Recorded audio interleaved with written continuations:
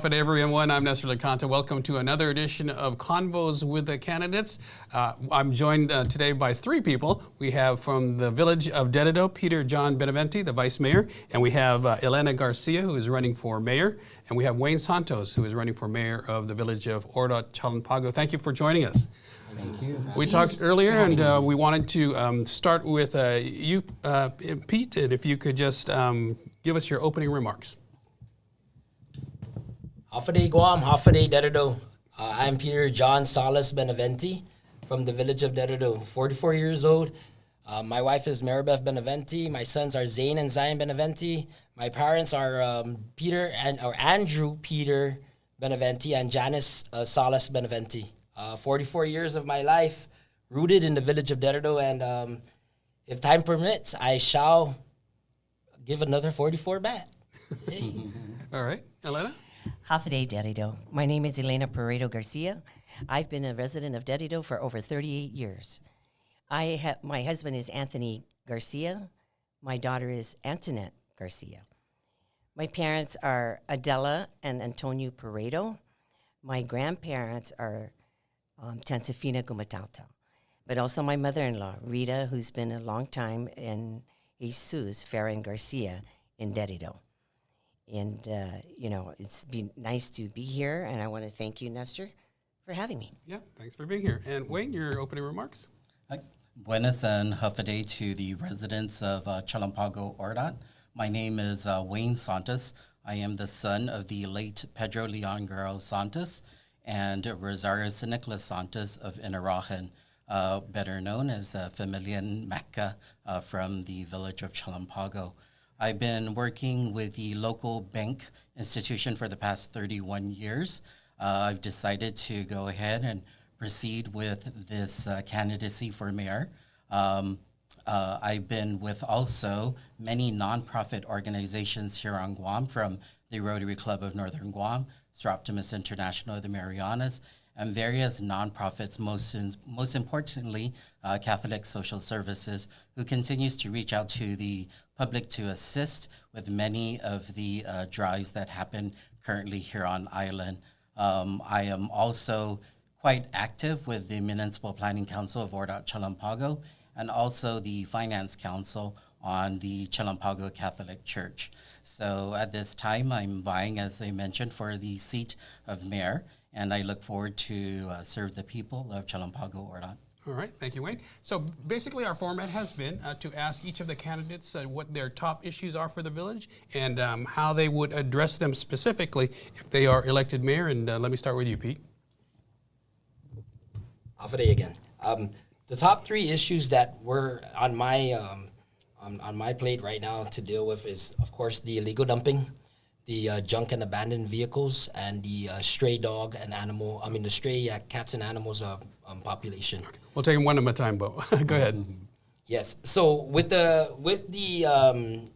junk and abandoned vehicles program, we have in the past the administration has increased our allotment as far as what we are able to process as far as junk and abandoned vehicles. It's like in Dededo, we grow tires and abandoned vehicles on the side of the road, and it's a battle that we continue to go out there and do our best at our levels to try and clean up the streets as much as we can. There's only a certain amount that we're allotted to move and process these vehicles.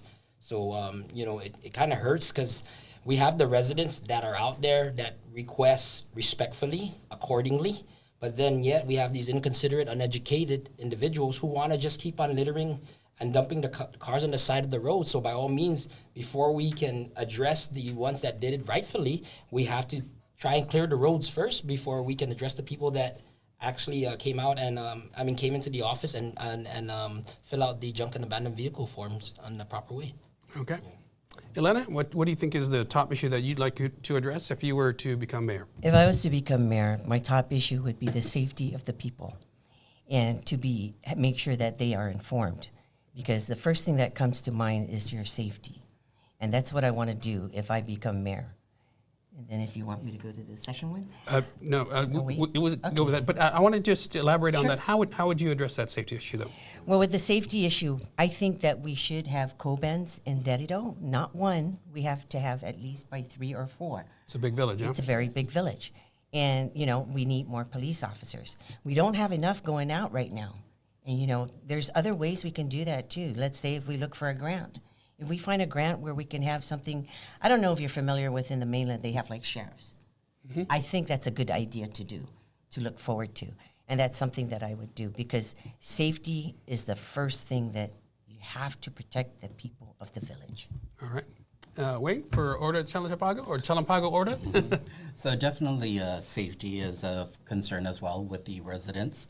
The good thing is that I sit on the Guam Crime Stoppers, and I've been with that organization for the past 15 years. So we do have an app that I would like to introduce to the residents to go ahead and educate them on that app. It's called P3, where individuals can report crimes via their cell phones, take pictures, take videos, and all that good stuff, and then go ahead and remit it. It does go to the safety officer in GPD, who then will respond accordingly to whatever their crime may be. So I think it's just a little bit more education with the public to go ahead and allow them to use that app so that we're able to go ahead and curtail crime within the village itself. All right. Pete, your second issue, if you were to become mayor, what would you like to address? And specifically, how would you resolve it? The stray and the stray animal population. It's really bad. We average at least like about 6 to 10 calls per week regarding the stray and animal dog and cat population or whatnot. And our staff is not trained animal control officers, but we do our best to work together with animal control to go out there and try and curb the problems. We have offered several, even the other villages have offered the spay and neuter program, but with spay and neuter, yes, it will stop the production of the animals or whatnot, but we cannot just release those dogs back out. Education is key here, right? To let the community know exactly on as far as the leash law is concerned or whatnot. So I would actually, see if we can maybe bump up the animal control officers, and at the same token have our staff probably trained as animal control officers too, to work cohesively with the animal control officers to curb that problem. Another thing is, we can trap the dogs, and that's the best we can do at our level, right? Is set out our traps or whatnot. Our staff, like I said, is not trained animal control officers. We don't chase after the animals. We just set out the traps in hopes of them getting into the traps. But these dogs are smart. Likewise with the cats, they're very smart. We can trap. And the second problem is probably up at gain. They're very limited on space. There's times where we can trap dogs, and then we'll call game to see if we can bring it up, and they said, "Oh, I'm sorry, we cannot bring it up right now because we have no space." So we end up holding the dogs. We're not a kennel club, but we hold the dogs for a couple of days or so until game calls us back and let us know, okay, you can bring up the dog or the cat, and then they'll take it from there. Yeah, real quickly, can you explain just how big of a problem those strays present, and what sort of things like getting into the trash, danger to kids? Yes, it's bad. It's very bad. Overwhelming. Like I said, we try our best to curb that problem. We get from the calls of the dogs ripping up the trash. Most importantly is the one when the dogs are chasing the kids to school or chasing the residents in general. And, we go out there and we try our best to take care of the problem at our level and, contact animal control. That way they're aware of the situation at certain areas so they can come out and, we work together as a team to help curb that problem. All right. Back in, if I have it correctly, back in the 70s, I wasn't even born yet, but the federal stepped in and they did, my understanding of village by village, PSAs and whatnot, that they went out and they said that they're gonna come out and take these dogs. This is your chance to tie up your dogs or whatnot, and any other dogs seen with we are gonna take it away. And I believe that's something that we really need to look into, because it's bad. It's not just in the village of Dededo, it's all over that we hear about it. All right. Yeah. Elena, what's the second issue that you would tackle if you Well, became the mayor? second issue if I become mayor, what I would like to tackle is the abandoned vehicles. I know that we can be strapped for funding, but there's a way that we can do that if we just find a place to, put a staging area for the vehicles until the government is ready to remove them out. That's what I would do. Yeah. Yeah, because, it's just too many cars, like Peter said. There's a lot of cars that are out there. It's not It seems just to our just village. grow by itself It's almost. growing. I mean, I'm talking with the mayors of ours too over the years, and it's just Yes, it you is. take 2 out, 4 more show 3 up. come Yeah. out, 4 come out. Yeah. And also the thing about it is you find these abandoned vehicles on abandoned homes, which is crazy. I mean, sometimes we're going to have to get with the government too to find out, well, who owns the house? We need to find that out because there are, like this, yesterday I went to League One. There's one house he has 6 cars on the yard. They're abandoned. Then he has 4 cars on the road. So, it's hard for people to see when they're getting out. But that's what I would do is have a staging area for the abandoned vehicles. All right. Wayne, you got a second issue that you'd like to address if you become mayor? Yeah, so the second issue would be, just like Pete, would be the stray dog population. So I attended a task force meeting about 2 weeks ago with regards to stray dogs and the cats and everything. And to my surprise, right, like Gain has limited kennels provided, I think a total of 50. So how are you going to curtail this? I think a lot of this really is getting the assistance of the public to go ahead and also educate them about what we need to do to assist the mayors and also the village in general to keep it safe more especially for our children. When dogs are released and they are chasing children at bus stops or residents, then that's a major concern, right? Because then those dogs are at a different level, which means that the care that was provided to that dog was probably not correct. And so definitely I like to use some of the funding that we will be probably getting more than likely from our multi-purpose center that is scheduled to be completed in April to go ahead and address those concerns. But really, I think a public-wide campaign with regards to how to take care of these stray dogs is necessary in order to go ahead and assist Department of Agriculture, who is responsible for catching these dogs and also taking care of them. So just like anything else, right? Solutions need to be provided, and I think all of us coming together to assist, and just educating our public about what they need to do. Many dog lovers on Guam, many cat lovers on Guam, and it can be controlled. I think we just need to help each other control that. I was looking at the numbers actually for Chalan Pago. So while the stray dogs have gone down, it doesn't mean it's going to stop, right? Until the residents really, are really educated about what needs to be done in order to control that population. So I think, really a campaign to go ahead and educate the public about what we need to do to keep our village safe will definitely help us. The last census I think that was done really on stray dogs was, I think, more than 10 years ago. So again, we need to kind of look at those numbers and see what we can do to help Gain, but more importantly, to help the residents in our village. Yeah, just real quickly, it just sounds like it's just an island-wide problem. I mean, we talk about Dededo where there's this huge amount of strays, but in your talking with you, it's also an issue in OCP, huh? Most definitely, yep. Yeah, And the feral pigs. Especially when they damage your vehicle. Yeah. Not only damage the crops. Yeah. Sustainability, Definitely. right? Sure. Everybody tries to do sustainability, but then you have the feral pigs that come around and just mess up the crops. Right. Yeah, and just that's been destroy raised it. by other mayors as well, not just the stray population, but I think a lot of people don't realize just how bad the feral pig problem has become. Yeah. Yeah, it's- definitely. a big issue. Yeah. Can I? Sure. Real quick. Real quick. I know, right, behind the fences, they have deprivation, right, as far as pigs and deers are concerned. I really think we should have some type of deprivation outside of the gates when it comes to these stray animals, because it's really bad and it's overwhelming. Here we are behind the fences trying to clear for some type of buildup or whatnot with deprivation, but I really think that we need to take a look outside the fence, because it's what matters is outside the fence. Everything behind the fence is being protected, right? But how about our residents throughout the whole island outside of the fence? We need to maybe come up with some type of, as a community, as a people, as a whole, to come up with some type of deprivation when it comes to stray animals. All right, we got to take a quick break. We'll be back with our guests right after this. Please stay with us. Yes.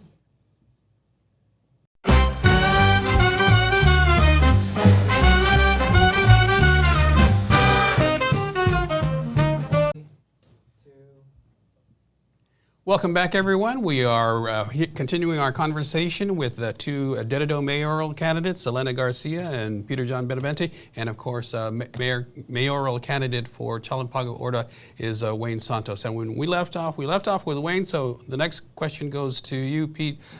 What is a third issue that you'd like to tackle should you become mayor of Dededo? Illegal dumping.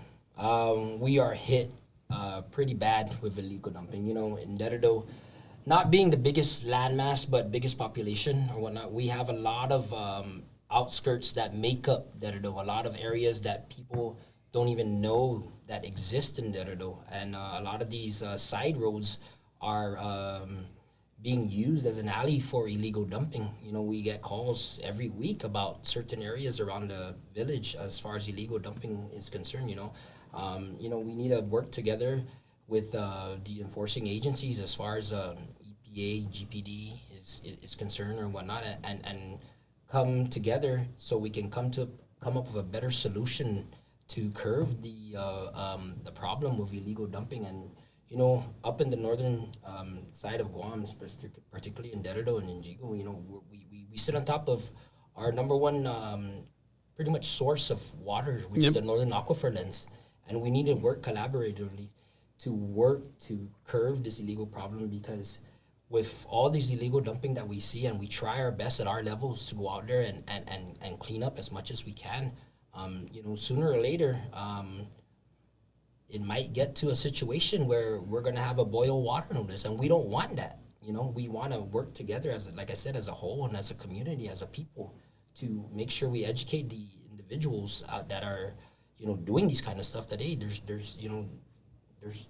dump stations, you know what I mean? I know one thing is when they took away the transfer station up in Batulu Street many years ago, you know, I seen the increase, you know, when my dad said, Lana, you know, they took away the transfer station. Now look at what happens. You know, we don't have our transfer station for the northern side anymore. A lot of people are going to those side streets and dumping.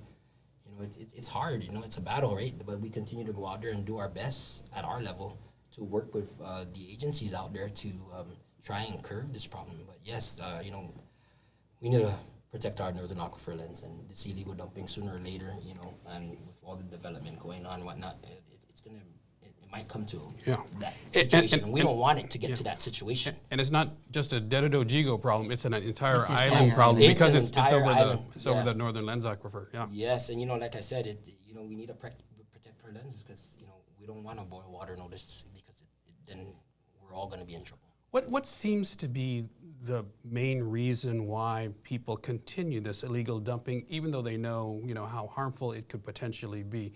Is it because of the lack of access to, you know, trash collection, or?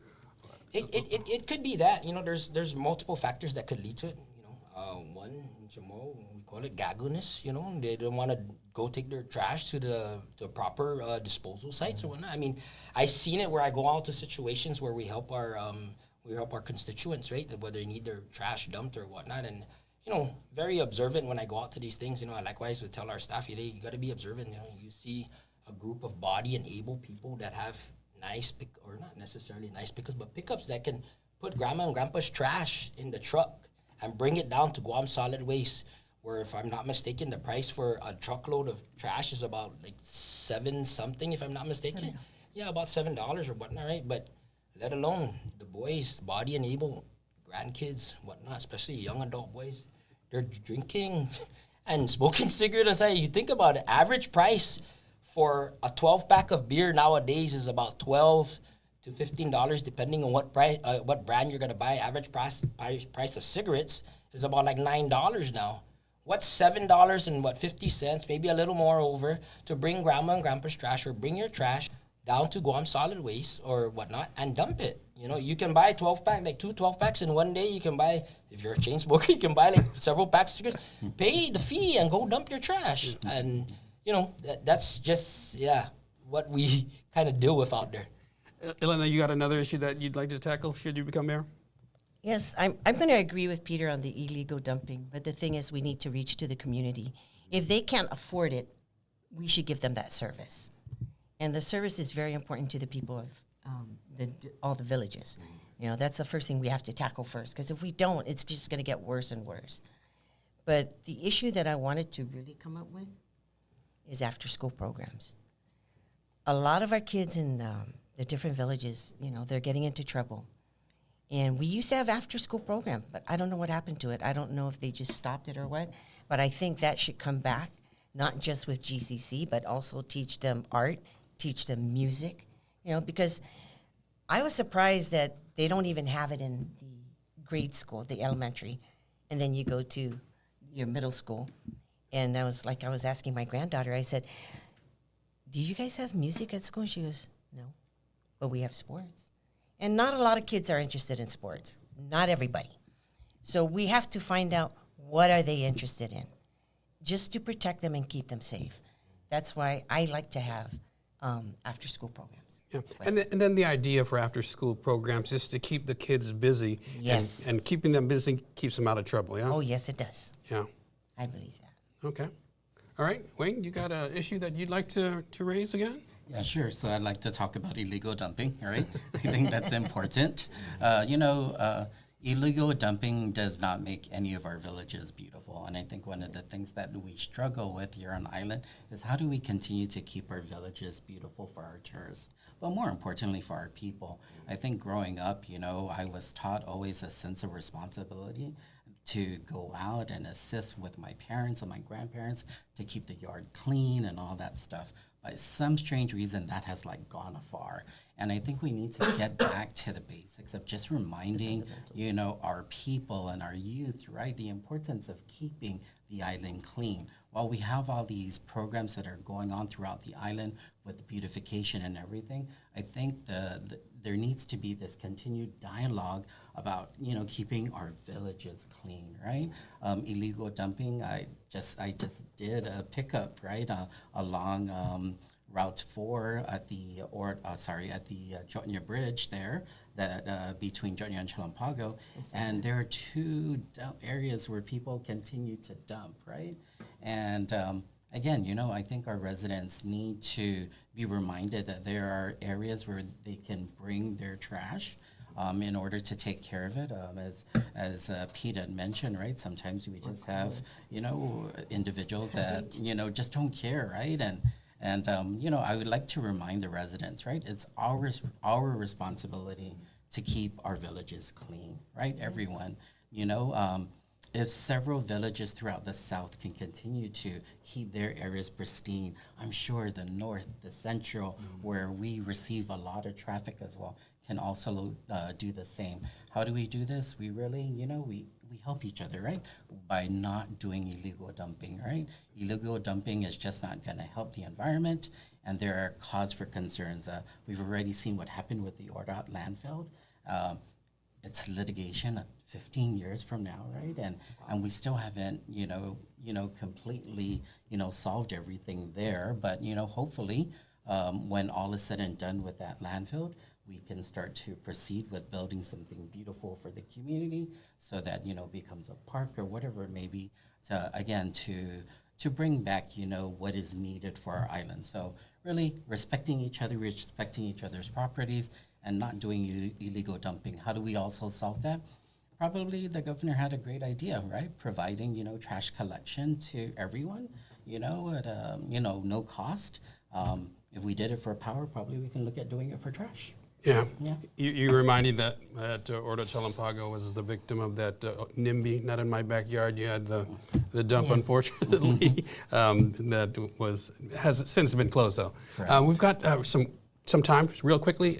Just wanted to ask each of you what your take is on drugs in your village and how you would address it, because that seems to be one of the big, meth addiction seems to be one of the biggest issues facing our island. It just leads to so many other problems for us. And Pete, real quickly, talk a little bit about that.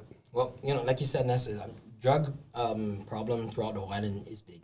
It's big. I mean, every situation as far as drug cases are concerned or whatnot are very complex, very different. There's approach, education to these individuals or whatnot, to not do drugs and whatnot. There's programs out there that, these people, that is available for them to go and get some therapy or whatnot, to curb their addiction.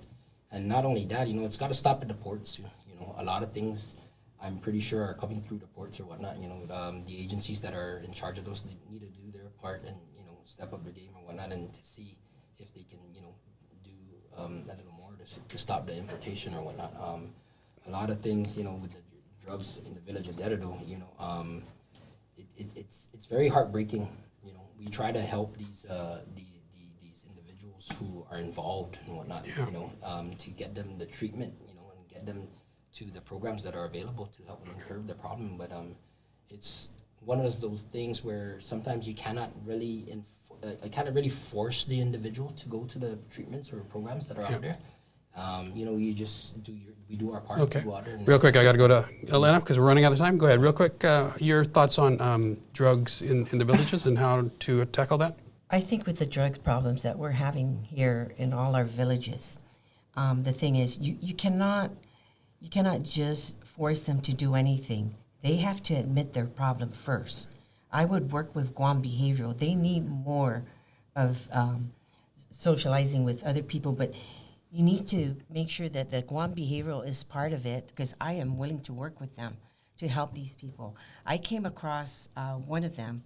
I'm not going to give his name, but I'm not sure if you were aware of the incident a couple of weeks ago where he was stabbed when he was sleeping.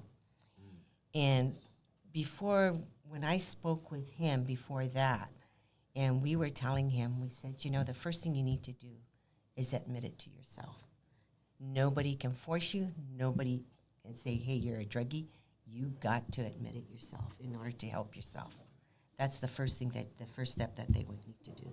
And you can't enable them, because when you enable them, then they're going to buy the drugs. Wayne, real quick, and then you can go into your closing statement. Sure. So with regards to drugs, I think a lot of it would be on the education side. We definitely need to work with Guam Behavioral to work with the students, most especially those in high school, to ensure, that they know the effects of drugs and why they shouldn't be, going down that path. Also, one of the things I'd like to do is actually a wellness program for the village where we kind of talk about that, but not just, mental health, wellness, all that good stuff, right? That will encapsulate and take care of a lot of the issues with regards to them discussing how is it that we can help them be better citizens for our community. So, unfortunately, it's something that is on island, but I think we can tackle it through education and working together with Guam Behavioral Health to see what we can do to assist our villagers with regards to this problem.